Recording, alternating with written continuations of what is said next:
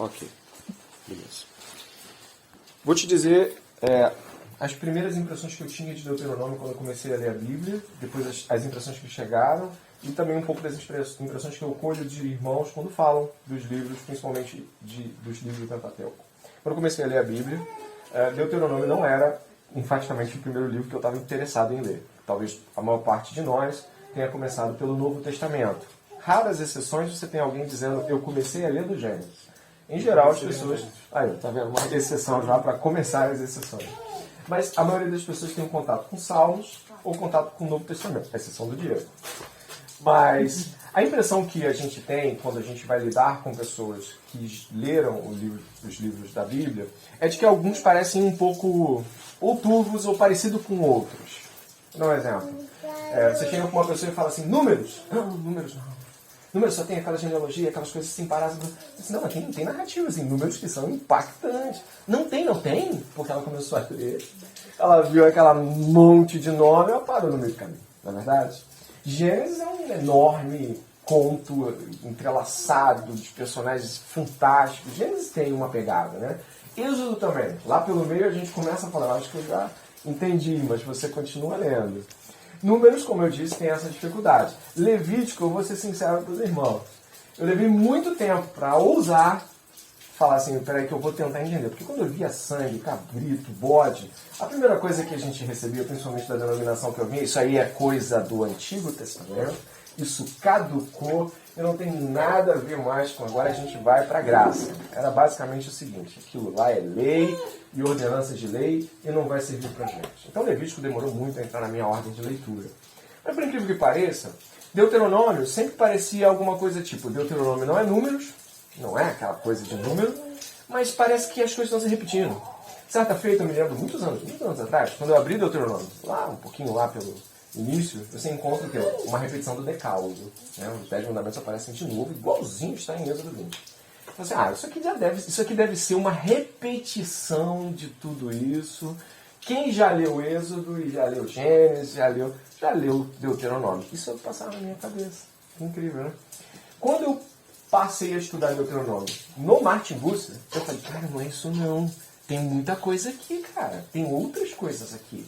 Então Deuteronômio cresceu como um livro próprio, não uma espécie de resumão do Pentateuco, mas um livro que de fato tem uma proposta de leitura, ele tem uma iniciativa, ele tem objetivos que são distintos dos demais livros. Eu não sei se essa minha experiência compartilhou com você em alguns pontos, mas fato é que talvez Deuteronômio não seja o livro de cabeceira de cada um de vocês. Ele não seja o principal livro de leitura na extração de doutrinas de cada um. Mas quando a gente vai para o Novo Testamento, me surpreendeu muito encontrar Deuteronômio na boca de muita gente, de Jesus, dos apóstolos. E isso é algo que sempre traz, assim, é como você lê Hebreus e falar assim, nossa, o autor de Hebreus ele é bom, né? O cara é bom de... Mas, como disse um comentarista que eu li de Hebreus, ele falou assim... Não, o comentarista de Levítico, ele falou assim, poucas pessoas percebem, mas Hebreus muito se parece com o comentário de Levítico, né? Imagina um cara fazendo um comentário, um cristão fazendo um comentário de Levítico. Tem similaridade, realmente, eu compreendo. Então hoje o que é para nós Deuteronômio? Eu gostaria que fosse um livro novo, com uma proposta individualizada, ou seja, que você pudesse olhar para ele não como um resumão do Pentateuco, mas como um livro que de fato tem seus objetivos e não apenas uma espécie de, bom, agora que eu já sei tudo eu vou repetir. Não, nada disso. Ele tem realmente particularidades às quais eu gostaria de observar. E ainda dentro desse campo, as aulas estão aí separadas. Como os irmãos estão vendo, a gente tem uma divisão de aulas, né? A aula 1, a segunda, aulas, né? Aí tem a primeira, a segunda, a terceira e a quarta, a quinta e a sexta, sétima e oitava e a nona. Reparou que os capítulos estão divididos? Isso facilita, porque os irmãos podem ler em casa o capítulo e já vir mais preparados para hoje. E hoje? Hoje não vamos ler capítulos e nem pedaços grandes. Hoje a gente vai fazer um panorama do livro, traçando seus objetivos e fazendo algumas perguntas que discipuladores fazem a si mesmo quando se encontram diante dessas tarefas. Portanto, hoje, nosso objetivo é entender a proposta de Deuteronômio. Qual é a proposta do livro de Deuteronômio? Não é mais do que isso. Vamos entender essa proposta do livro de Deuteronômio. Esse material que eu estou fornecendo a vocês, ele tem uma espécie de alguns resumos, né, como vocês podem ver, e de vez em quando vai aparecer aí um discipulando. Você viu, né? Discipulando, tá vendo? Esse achou, né? Discipulando aí é justamente algumas perguntas que a gente vai fazer entre nós aqui e tentar responder. Depois eu mando o material todo. Mas vamos lá? Você pode abrir sua Bíblia? A gente vai lidar aí com o livro de Deuteronômio. É bom que ele esteja aberto para trabalharmos, tá bom? Vamos lá. Deuteronômio. Tá aí. Eu vou ler o verso 1 e 2, tá bom? Verso 1 e 2. Diz assim: são estas as palavras que Moisés falou a todo o Israel, a leste do Jordão, no deserto, no Arabá, diante de Suf, entre Parã, Tofel, Labã, Azerote e Dizaabe. É uma jornada de 11 dias, desde Horebe a Cades Barneia, pelo caminho dos montes de Seir.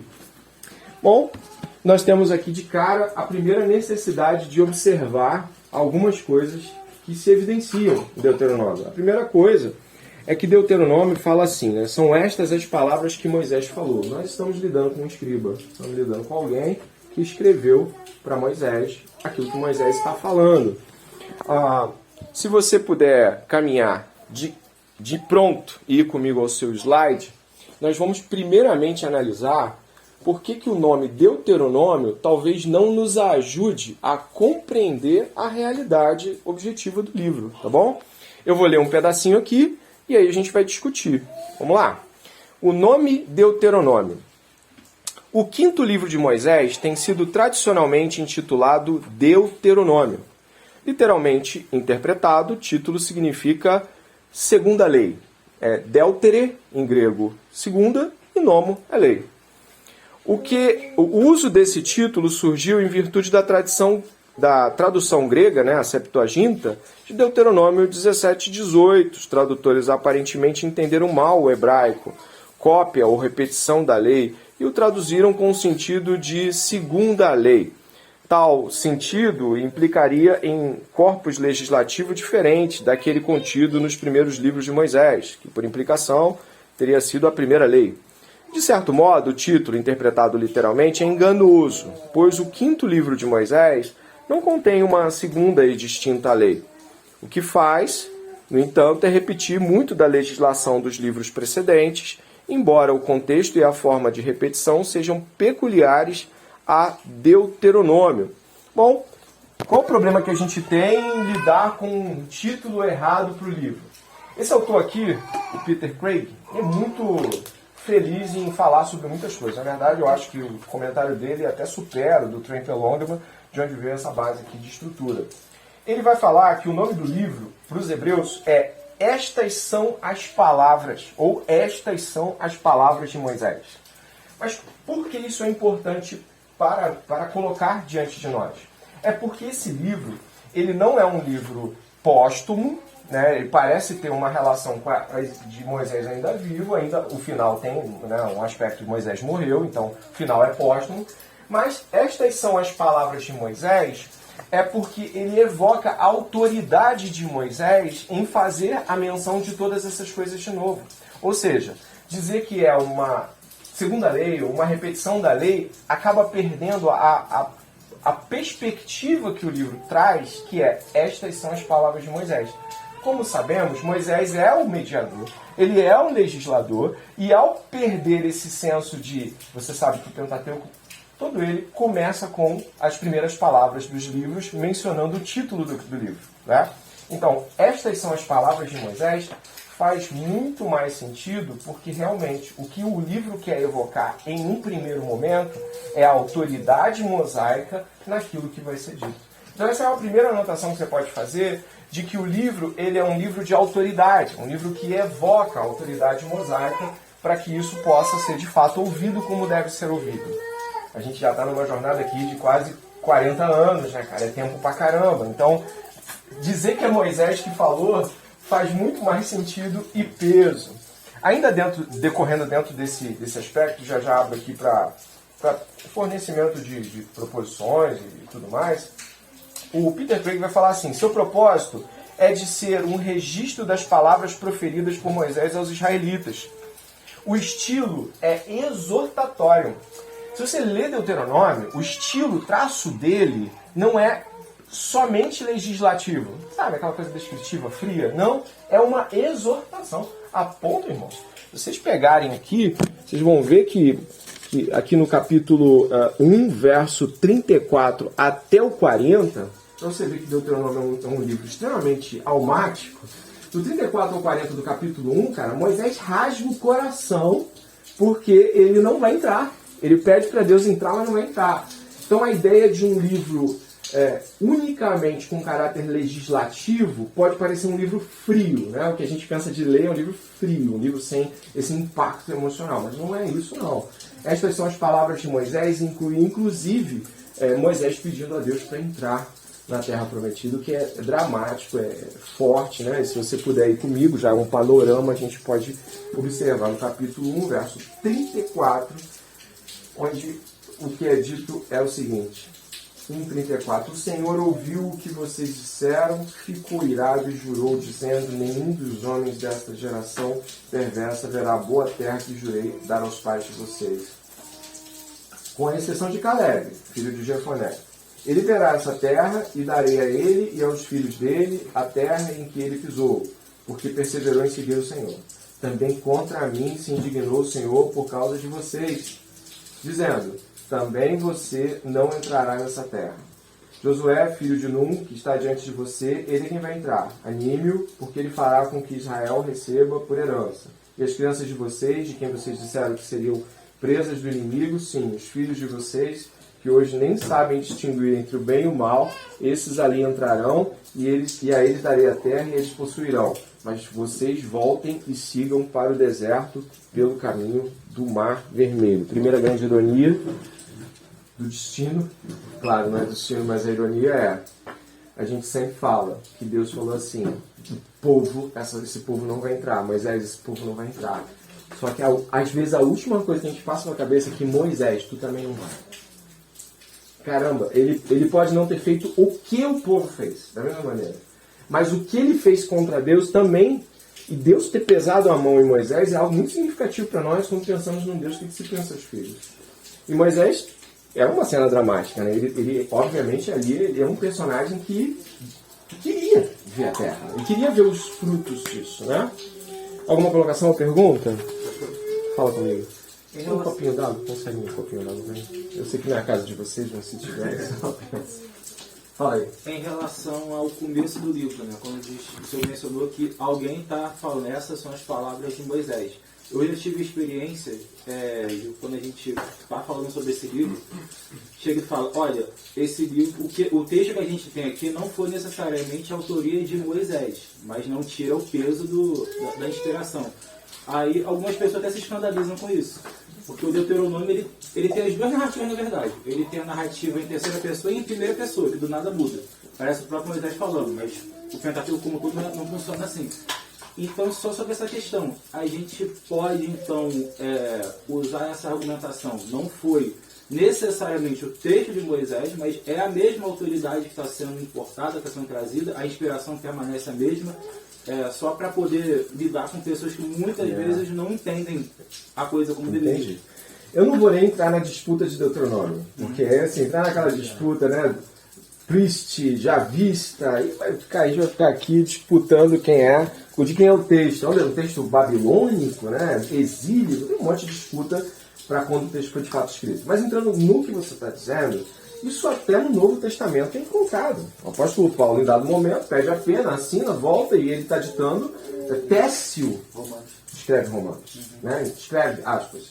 Então, a ideia de ter um escriba, em nenhum momento, tanto do Velho quanto do Novo Testamento, invalida de que quem está ditando é a autoridade por trás disso.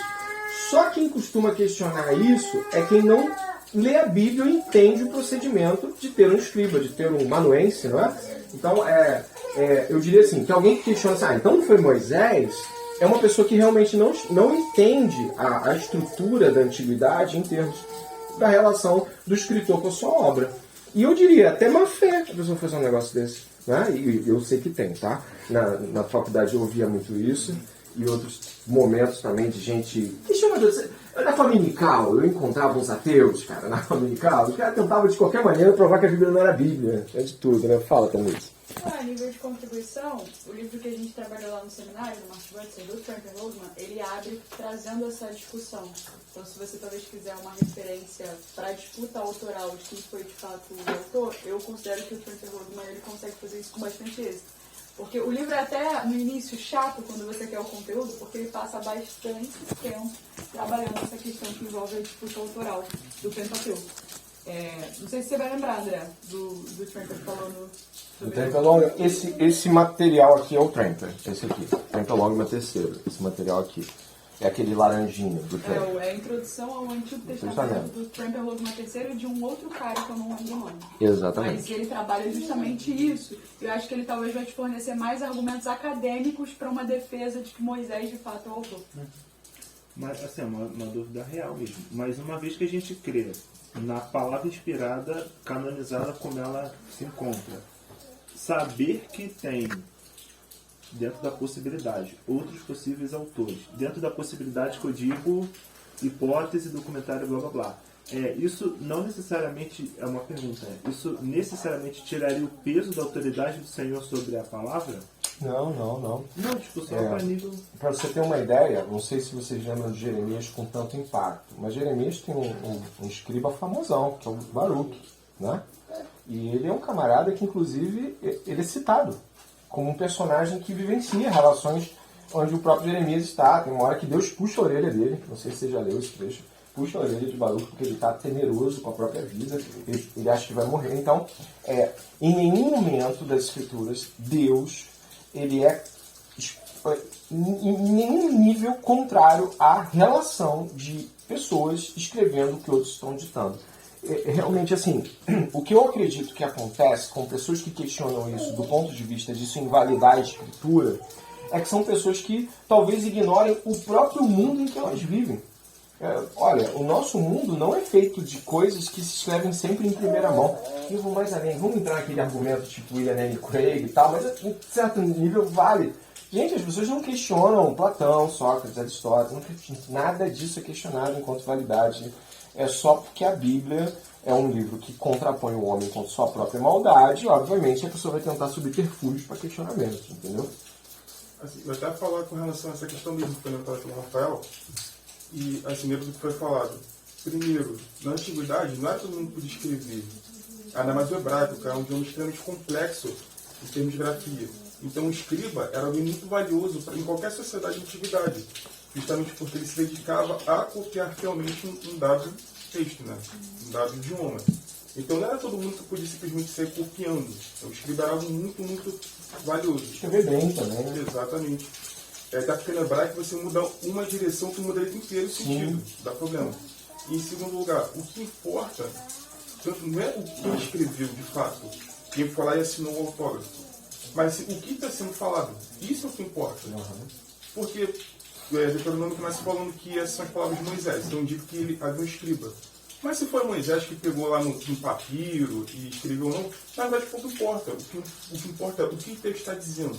Como Deus atuou na vida de Israel por intermédio de Moisés e assim vai. Mas geralmente esse questionamento, invariavelmente, é de quem não tem fé. É pegar numa curva ali, né? Obrigado, excelentes contribuições. O Peter Craig vai falar que esse texto ele é uma exortação a quê? É uma exortação à renovação da aliança. Mas por quê? Isso é fascinante. Deve anotar e gravar. A ideia de Deus ter dado a aliança a Moisés, Deus deu uma aliança ao povo através de Moisés. Não é isso? Êxodo, capítulo 19, tem ali aquele ritual todo de, eu sou seu Deus, vocês vão ser isso, vão fazer aquilo, vão fazer aquilo. Êxodo 20 traz a lei.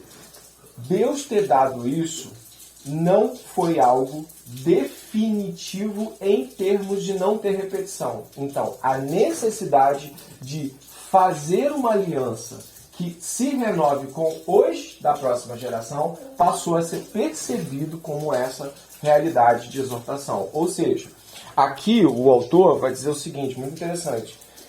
O estilo exortatório, em que usa o orador, usa palavras destinadas a mover a congregação ao compromisso e obediência ao Deus da aliança. Ou seja, é novamente remontando toda aquela realidade de aliança. Essa ideia de Israel ouvir tudo de novo, não é porque está ouvindo de novo, é porque a geração mudou. Então, existe em Deuteronômio uma clara exortação a manter para a atual geração aquilo que a geração anterior ouviu.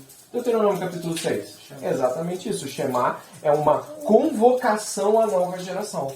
Então, o livro de Deuteronômio, ele tem, dentre outros objetivos, uma reconvocação à nova geração que está agora às portas de entrar na Terra Prometida. É uma reconvocação, não é uma nova aliança, é uma reconvocação à aliança antiga. E por isso o livro tem esse caráter exortatório, entendeu? Vamos caminhar um pouquinho aí. Então a gente já entendeu, já te dou a palavra, que o nome do livro não é Deuteronômio, que foi um erro de percepção, né, na Septuaginta, mas de que é razoável retrocedermos um pouquinho e pensarmos de que não é uma repetição da lei, não é uma outra lei, mas sim são as palavras de Moisés num caráter exortatório para a próxima geração. Então, sobre a renovação da aliança com outra geração, também tem o seguinte. Lá em Josué, se eu não estou enganado, no capítulo 6, os homens adultos, aptos para a guerra, eles não estão circuncidados. E Deus ordena a circuncisão desses homens adultos antes deles, acho que atacarem Jericó, se não me falha a memória. Sim. Então, tanto essa questão de Deuteronômio quanto essa circuncisão dos homens adultos apontam para uma passagem de bastão daquela geração que fracassou no deserto para essa geração que iria entrar de fato em Canaã. Sim. Ô, João. Eu não sei se tem muito a ver, eu fiz um link aqui agora. Pode falar. Pré-reforma de Josias, você vai ter um Israel bastante desviado, sequer estavam comemorando a Páscoa. Aí, curiosamente, quando eles vão fazer a reforma do templo, eles encontram Deuteronômio, que dá início à reforma de Josias. Exatamente. A gente entra nisso em outro momento, mas não tem sua antecipação, é bem-vinda. Realmente, o livro que eles encontram é o livro de Deuteronômio. Isso é maravilhoso, porque aquilo se desdobra em uma renovação de Israel, né? Josias é sempre elogiado como um reformador. Quando a gente vai ler em Esdras e Neemias, capítulo 8 e 9, a gente vai ver novamente a lei sendo relida para aquela geração que sai da Babilônia, e novamente eles choram pra caramba, e tem aquela famosa frase que a alegria do Senhor é a nossa força, porque o pessoal está quebrado, ouviu tudo aquilo, está tudo errado.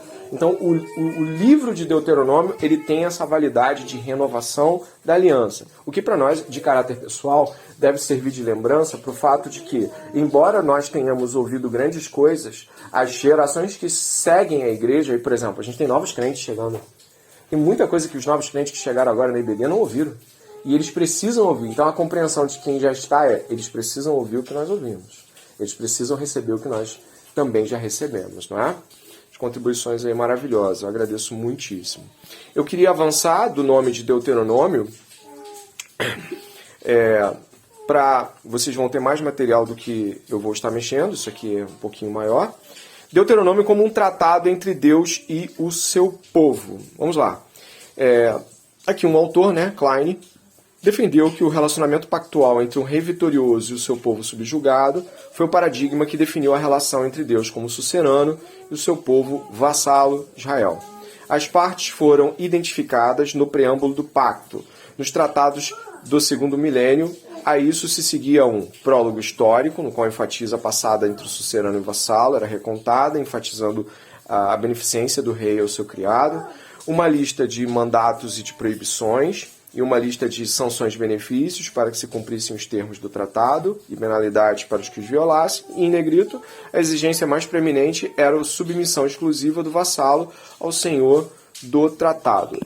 Esse negócio de vassalagem, a gente ouve muito no feudalismo, né? Idade Média, mas a ideia em si é anterior. A antiguidade já tinha. Aí, o que eu fiz? Eu fui ler alguns tratados de vassalagem dos hititas. E eles são muito parecidos com o Deuteronômio. Onde é que fica a coisa? Será que, então, Deus se apropriou do layout para todo mundo ter a comunicação adequada na antiguidade, eu vou num sentido mais intermediário. Eu penso assim, Deus é o Senhor da história. Ele conduz a história como ele bem entende. Não é assim, Deus se aproveitou das vias romanas para o evangelho fluir. Deus é o Senhor que tornou possível que os romanos construíssem aquilo e cada estrada daquela executa o propósito de Deus. Então, se Deus conduziu os hititas ou qualquer outro povo para que eles tivessem um layout de tratado de vassalagem e soberania, não é Deus, na minha opinião, que está assim, pô, que bom que esse pessoal fez isso, eu vou usar para o povo entender. Não, Deus conduziu a história de tal forma que seu povo se apropriasse disso, não como algo fora a soberania de Deus que construiu a história, mas algo que Deus usaria em dado tempo e por isso Deus conduziu a compreensão de povos ao redor para construírem tratados parecidos. Essa é a minha visão. Ela não é uma visão compartilhada com todo mundo. Então talvez você tenha uma visão diferente. Então, eu já li autores que têm visão diferente. Eu não sei se o Draper Longman conjuga dessa mesma visão de acomodação. Eu acho que ele é um pouquinho diferente. Ele vai falar de acomodação mesmo como acomodação. Tipo assim, Deus se apropriando da cultura vigente, mas sem uma menção assim de um Deus fio condutor que leva essa cultura a ter algo que ele iria usar. Entendeu? Não é Deus, gostei dessa língua grega, vou usar para fazer o evangelho nela. Não.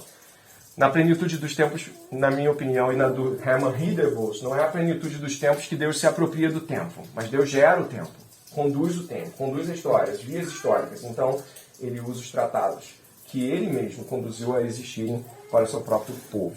Mas eu estou aberto a ouvir opiniões contrárias. Caso exista, não tem nenhum problema.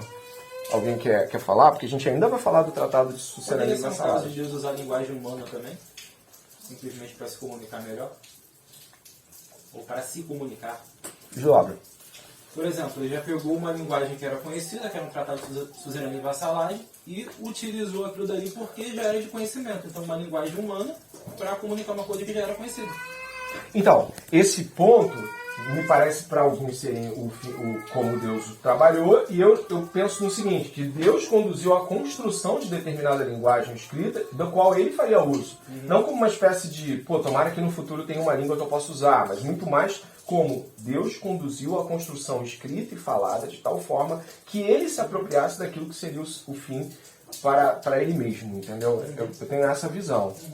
Eu acho que adotar essa posição que você deu não inviabiliza, por exemplo, a ideia do próprio Trent Lugman desse aproveitamento do que se era vivenciado no Oriente, o que era vivenciado no Oriente Próximo enquanto algo que Deus buscou para se comunicar com o povo. Eu acho que dá para fazer isso de modo simultâneo. É só levar em consideração de que aquilo não foi uma mera ocasionalidade. Isso já estava dentro do plano providencial de Deus, que aquele povo pudesse desenvolver talvez aquela mentalidade de aliança baseado naqueles critérios, né, e com aquela estruturação, e Deus também conduziu isso para o seu plano salvífico. Eu lembrei de uma coisa que agora que acho que meio que bate com o que o senhor falou.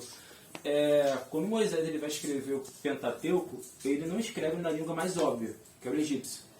Seria mais tranquilo. É dele, né? Onde ele foi instruído também, né? Ele escreveu em paleo-hebraico, que era uma língua que possivelmente aprendia Midian. Aí eu lembrei da providência. Se ele tivesse escrito em hieróglifo, a gente só teria acesso ao Antigo Testamento no século XIX, quando Champollion desvendou os hieróglifos. A pedra de Roseta, né? A pedra de Roseta, a gente não saberia. Seriam praticamente 2000 anos sem conhecer a Bíblia. Nunca pensei nisso, mas é bem interessante, né? De fato, foi o quê? Napoleão que descobriu essa pedra, não foi? No século XVIII. Só foi traduzido no século XIX. Olha aí. Mas se tivesse em egípcio... Mas Deus ia arrumar um jeito, né? Não, faz sentido. Não, mas foi legal, tá sacado. Mas Deus ele ia... Acho que a pedra de Roseta ia ser descoberta por Josias. Tô brincando. Tô brincando. Vamos lá, mas foi boa. Ela foi bem posterior a Josias. Foi bom. Calma aí. Eu gostaria de perceber, então, que esse traço de sucerania e vassalagem, ele funciona como uma clara evidência de Deus se colocando como rei de Israel.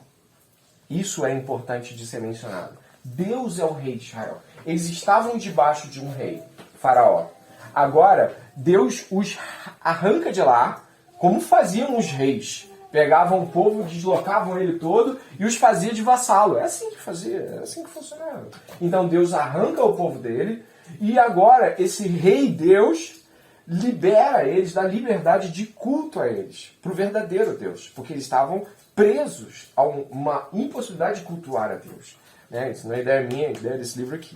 Mas a ideia de um rei e vassalos é uma ideia, primeiramente, muito clara, de que todos os reis não negociavam com os vassalos as condições do pacto.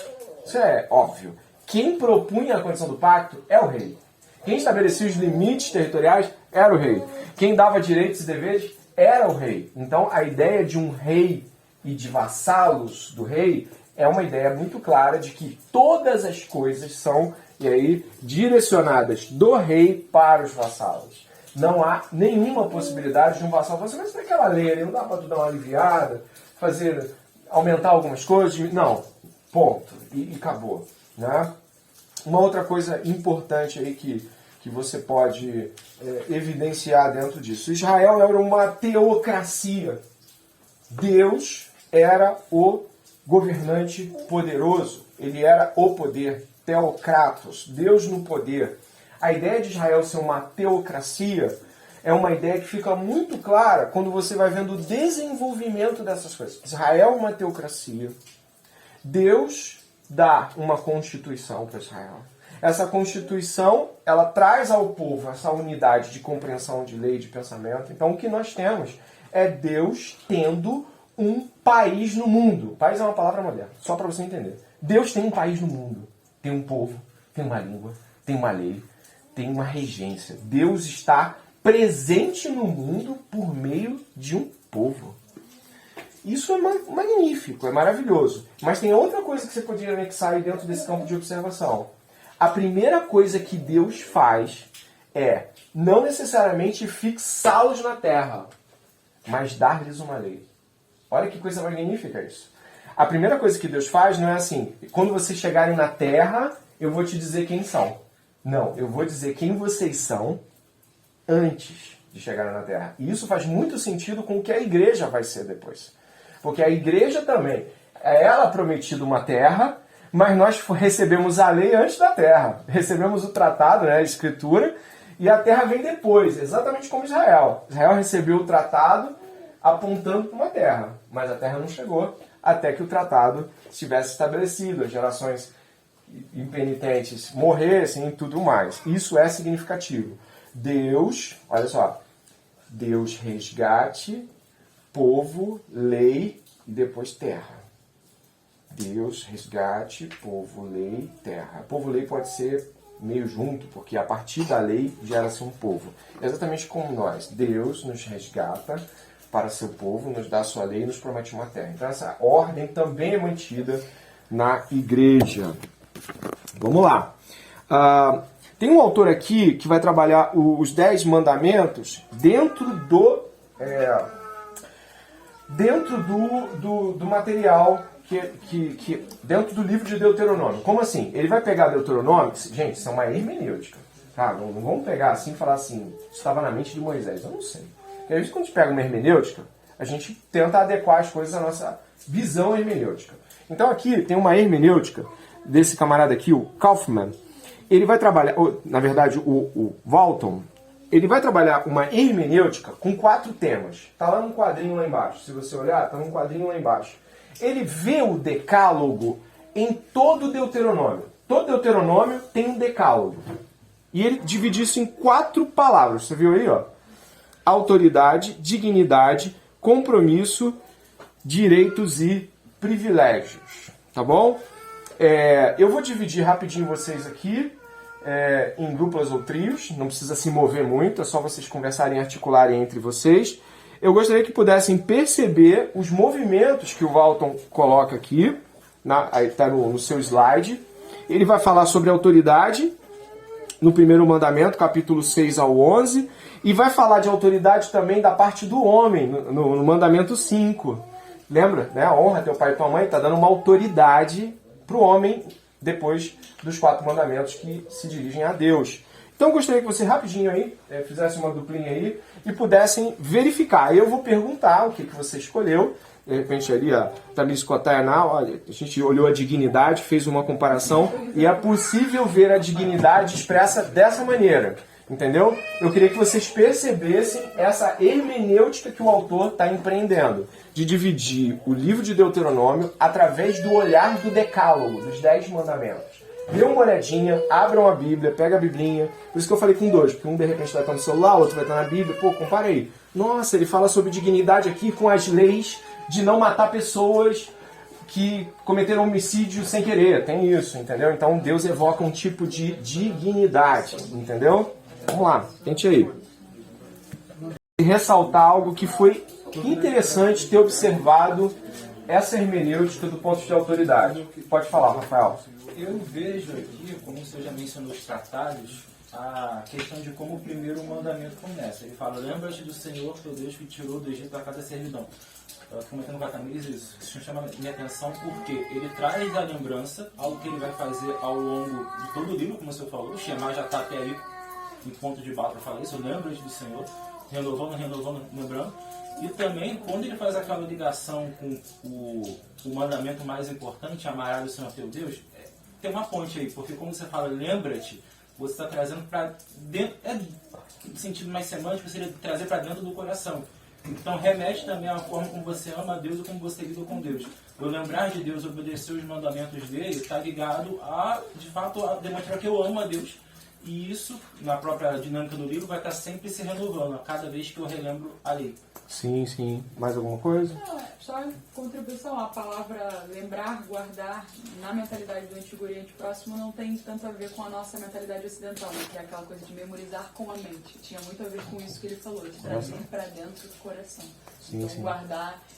eu não lembro especificamente qual é a palavra no hebraico, mas eu sei que ela tem essa tendência de trazer Para dentro do coração. Qual? A autoridade. Nossa autoridade também. O primeiro mandamento é não terás outros deuses em ti. Esse é a lei, esse mandamento da Êxodo 20. Em Deuteronômio 6 vem o fundamento, que é o Israel Shema, que é amar a Deus sobre todas as coisas. Ouve, Israel, o seu teu Deus é outro Deus, amar as esposa do teu coração e tudo mais. Esse é o fundamento, você não tem outros deuses diante do Senhor, amando sobre todas as coisas. E no capítulo 7, no capítulo seguinte, mostra o como isso pode ser feito, quando Deus dá a ordem de não casar com mulheres de outros povos, porque essas mulheres poderiam perverter o coração dos hebreus e fazerem seguir outros deuses, como por exemplo Salomão, caso mais óbvio, né?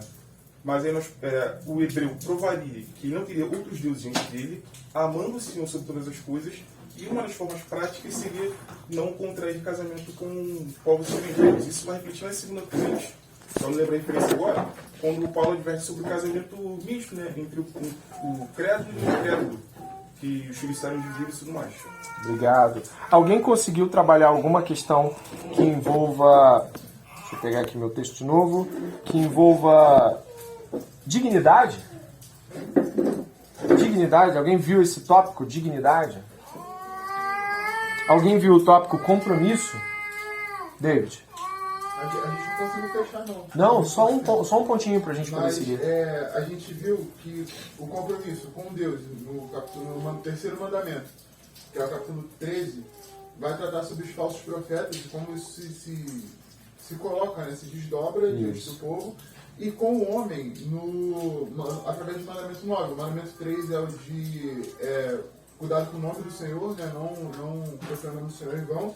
E o mandamento 9 vai falar sobre a cobiça, não cobiçar a mulher, nem os bens, nem... Esse é o 10.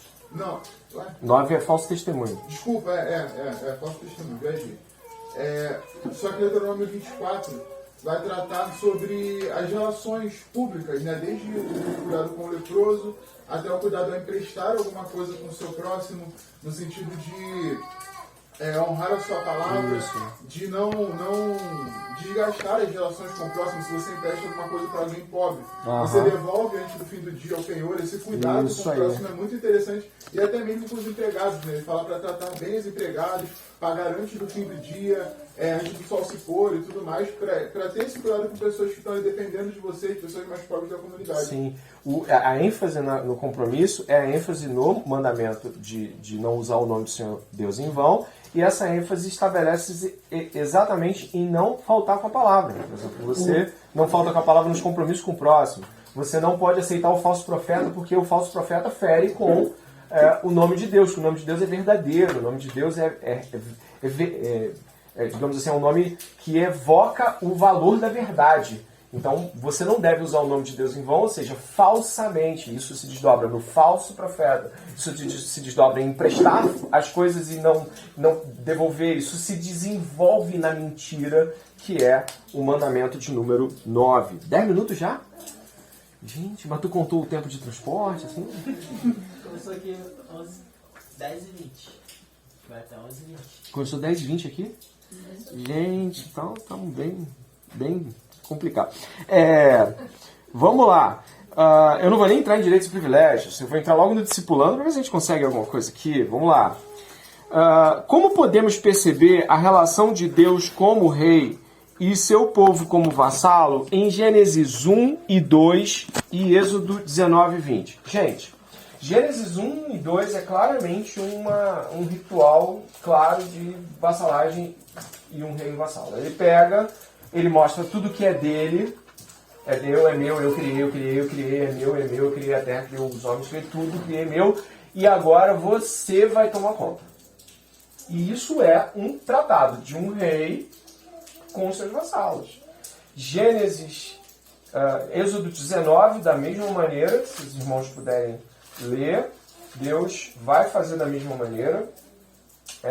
Deus fala com Moisés no Sinai, é o meu título aqui. Deus vai falar com o povo e vai falar o seguinte, verso 5, dá uma olhada por favor, 19:5. Agora, pois, se ouvirem atentamente a minha voz, guardarem a minha aliança, vocês serão a minha propriedade peculiar entre todos os povos, porque toda a terra é minha, e vocês serão para mim um reino de sacerdotes e uma nação santa. São estas as palavras que você falará aos filhos de Israel. E aí o verso 8 diz, o povo responde o quê? Tudo que o Senhor falou, faremos. Então, o povo faz uma aliança, mas a aliança é proposta pelo rei vassalo.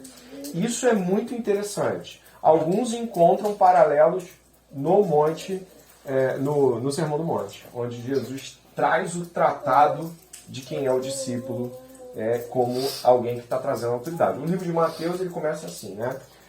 Ele vai falar sobre a genealogia de Jesus, filho de Abraão, filho de Davi. Jesus é filho de Abraão, que ele é filho de uma promessa que veio bem lá de trás. Todas as promessas de Abraão recaem sobre Jesus. E filho de Davi tem autoridade. O modo como ele termina Mateus 28 é como? Toda a autoridade me foi dada no céu e na terra. Então essa autoridade de Jesus é da casa de Davi. E o ide por todas as nações é a descendência de Abraão. Esse Mateus 28 termina exatamente com como começa Mateus, capítulo 1, verso 1. Vamos lá. Existem algumas questões aqui que são importantes para nós, mas que acabaram não sendo tratadas em virtude, obviamente, das realidades que nós não podemos ter processado tanto aí, né? Aqui eu deixei algumas coisas sobre, por exemplo, as questões básicas de divisão. Você consegue lembrar, sem olhar, as 4 divisões básicas dessa hermenêutica proposta aí pelo autor? De autoridade, compromisso, Autoridade. Primeiro, os homens. Isso. Qual é a ordem certinha? Vamos lá. Autoridade, compromisso, direitos e privilégios. O Shabá é um direito e privilégio. Ele está deixando descansar. Olha que coisa. Estou deixando vocês descansar e vou sustentar vocês. Essa é a ideia do Shabá. Vocês descansam e eu mantenho a minha boa mão sobre o descanso de vocês. Vocês podem descansar. É um tratado de vassalagem. Eu pedi a alguns irmãos aqui para fazerem um movimento de fala de opinião que recairia sobre questões que viriam logo em seguida e que nós vamos tratar segundo uma outra oportunidade. São justamente questões que se desenvolvem enquanto realidades da ideia de Israel ser uma teocracia. E aí eu pedi a alguns irmãos que pudessem falar um pouco sobre algumas percepções teocráticas que existem hoje, que são de cristãos. Algumas são, digamos, mais conhecidas, outras menos, e para a maioria das pessoas, talvez as pessoas nem percebam essas realidades. Sobre a ideia de uma teonomia, ou uma teocracia para alguns. Aí o irmão Moura e o irmão Anderson Diego, eles pesquisaram um pouco para dar suas opiniões sobre isso. Eu gostaria que eles pudessem falar, ainda que brevemente, né, uma breve síntese do que eles acreditam ser essa percepção de teonomia hoje para o cristão, né? Será que isso é real e se é, de que maneira é? Talvez possam mencionar um autor que eles leram e falar um pouco, porque isso vai servir de isca para a gente para a próxima aula. Bom, você quer o resumo do que será a teonomia? Isso, muito brevemente. Muito resumidamente é que as leis, toda lei que foi dada no Antigo Testamento, incluindo a civil, ela tem que ser válida para os dias de hoje. Caso contrário, não há chance da sociedade ter ordem, progresso e tudo mais. Que é a vontade de Deus que as leis, toda ela revelada no Antigo Testamento, incluindo a penal, a civil e tudo mais, seja uma realidade nos dias de hoje. Né? Aí você pediu que eu trouxesse a minha posição sobre. Sua opinião. Cara, eu sou contra a teonomia. Vou dar aqui 8 pontos porque eu sou contra. Tentar ler aqui rapidinho se puder. Coisa da editora Fiel, pô. Rapidinho. 95 tese. Hã? Filho de reformado, vamos lá. Em primeiro lugar, teonomia pressupõe uma teocracia, como você falou, né? Que vai contra o ensino de Mateus 21, quando Jesus disse: dá a César o que é de César e dá a Deus o que é de Deus. Cristo fazendo uma separação entre o poder temporal e a autoridade espiritual. Tanto que ele vai falar em João 19 que o reino dele não é deste mundo. E a teonomia vai mais ou menos num caminho de tentar construir o reino de Deus aqui, a partir de sua lei, obviamente. Né? Segundo ponto, quando Paulo trata do caso de incesto, 1 Coríntios 5, ele determina a exclusão do pecador da igreja, não a sua execução, sendo que em Levítico 20, do versículo 10 a 11, Moisés determinou, né, por intermédio de Deus, que quem cometesse incesto seria apedrejado, tanto o homem quanto a mulher cometesse incesto. Em 1 Coríntios, Paulo determina a exclusão da igreja. Tanto é que parece que depois ele se arrepende e volta e tudo mais. Em 1 Coríntios 6, o apóstolo ele critica irmãos que processaram outros irmãos ao apelarem ao tribunal romano, sendo que a questão deveria ser resolvida dentro da igreja. O apóstolo reconheceu que as duas esferas têm um lugar de existência e que não precisam se misturar. Ponto 4. A teonomia pode cair no erro do milenarismo, que é trazer o reino de Deus de fora da história para dentro da história. O foco do cristianismo é a salvação das almas, mais do que a transformação social. Ponto 5. A falei de Jesus diante de Pilatos. Ponto 6. As leis da sociedade precisam refletir o caráter bíblico, não por força e nem por poder, mas pelo Espírito de Deus, né? Como está em Zacarias 4, versículo 6. Esse é um argumento que o teologista levanta. Mas se não for pela lei de Deus, a gente vai entregar a legislação na mão de ímpios. Não. O Estado tem que ser a igreja tem que ser a consciência do Estado. Mas ser a consciência não é impor, né? É influenciar para que as leis reflitam o caráter bíblico. Entendi. Só tem que ser mais rapidinho, porque eu tô com 3 minutos. Não, tudo bem então. Tá de boa? Pontos, mas então o Diego ele é contrário a essa percepção. Não sei o que vai ser dito ali. Um pouquinho só que eu sei do Moura, mas 3 minutinhos aí, Moura. Manda aí.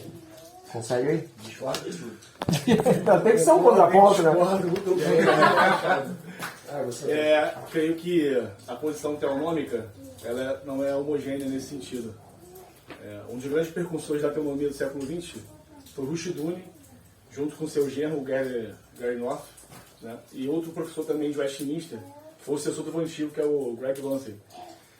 No caso da teonomia, o Rushduni, ele principalmente vai compor um livro, ou uma obra com 5 livros, que são as Institutas, e dentro desse programa que ele vai elaborar teonômico, ele encontra um problema muito grande nos Estados Unidos, que é a decadência moral, política e religiosa. Ele percebe que, para que a sociedade avance, é necessário que os filhos de Deus tomem os lugares proeminentes da sociedade.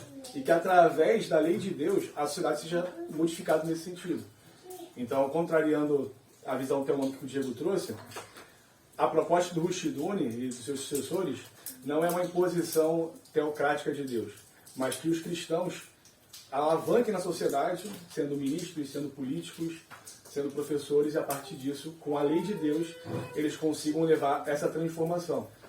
Então isso é muito importante porque o caráter teonômico não tem que ficar só na igreja, nesse sentido. Quando nós estamos falando de educação, nós queremos uma educação cristã. Falando de política, uma política cristã nesse sentido. Não Jesus Cristo e a Bíblia aberta no plenário. Mas quando nós somos perguntados do que é verdade, o que é bom e o que é belo, nós não podemos responder isso sem o próprio Deus. Quando você abre, por exemplo, a Cartilha de Direitos Humanos e vê a dignidade da pessoa humana, isso vem de onde? Nós vemos que isso vem de um processo onde o homem é o centro do universo. Mas o cristão entende que aquilo vem de Deus, né? A divindade dele vem de Deus. Então, eu não concordaria plenamente e não discordaria plenamente. Tem muitas coisas que a gente precisa desenvolver. E como é um assunto muito raso ainda para a gente no Brasil, eu creio que vale a pena a discussão. Então nós já temos um debate continuado para a próxima oportunidade. Eu agradeço os irmãos que pesquisaram muito bem. Mas eu quero terminar aqui com a seguinte pergunta. Como podemos usar o que aprendemos hoje sendo discípulos de Cristo? Uso prático. Né? Essa é a última pergunta aqui. Como podemos usar o que aprendemos hoje no discipulado? Se você não disser, eu vou dizer. Mas se você disser, é bom porque eu percebo também o que ficou para você. Como discípulo de Cristo, o que fica para ser vivido hoje? Eu acho que a recuperação histórica do modo como o Senhor nos salvou é algo que a gente precisa fazer. Eu acho que essa renovação de aliança, onde a gente lembra a história, a gente faz isso na ceia do Senhor, né? A gente lembra aquilo que historicamente marcou as nossas vidas, que foi a morte de Cristo e o seu derramamento de sangue, né, em prol dos nossos pecados. E eu acho que fazer esse movimento de lembrança é renovar a esperança para continuar adiante naquilo que Deus nos deu enquanto ordem. Então, eu acho que num discipulado, e tanto para mim quanto também como eu aplico para outros, né, dentro de um processo de aconselhamento, dentro de um processo de transmissão de ensino, fazer essa recuperação histórica me parece apropriado. Muito bom. Mais alguém? Alguém mais ficou com algo para a vida? Acho que de modo didático, como o Senhor vai trabalhando, né, o fundamento para Cristo. Então, perceber que toda essa narrativa histórica é aquilo que eu preciso trabalhar com a mente, com o esforço de voltar-me para a Bíblia, para aquele contexto histórico, um fundamento. Sim, sim. Mais alguém? Para mim ficou a repetição. Porque muitas vezes a gente olha para a repetição como algo de eu já sei sobre isso. Não, mas essa realidade eu conheço. Mas quando a gente olha sobre a aplicabilidade disso para a vida, eu acho que diariamente, pelo menos para mim, eu preciso revisitar coisas que eu já acredito que sei constantemente. E ao longo das escrituras a gente pode ver de Gênesis ao Apocalipse o Senhor lembrando dessas verdades, das doutrinas, do modo como ele resgatou Israel, do modo como ele nos salva. E isso e é interessante que ao passo que a gente vai lendo, ouvindo e aprendendo, é inesgotável. A gente vai cada dia vendo o quanto necessitamos mais do Senhor, o quanto ele de fato ele é rei sobre nossas vidas e o quanto precisamos diariamente ouvir sobre isso e de fato memorizar e aplicar em sua vida. Então acho que para mim ficou a questão de o quanto eu ainda preciso ouvir verdades que são verdades que eu julgo saber. Sim. Termino aqui dizendo o seguinte. Acho que estudarmos temas assim sempre nos traz em memória que Deus trabalha no seu povo desde antes de nós. A igreja é a ponta dessa lança.